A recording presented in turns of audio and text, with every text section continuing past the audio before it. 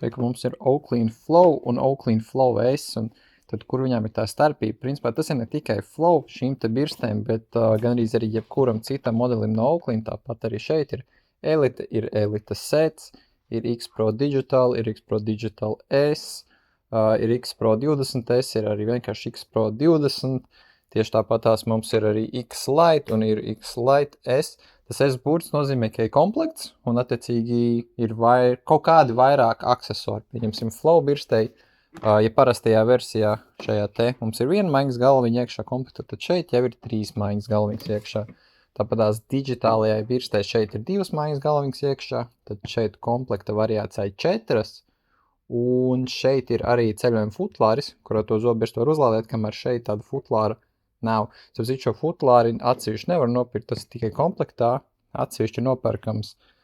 Parādīšu šāds te vienkārši plasmas futlārs, kurā viņi nelādē, bet šeit arī tā zobirsta dar iekšā.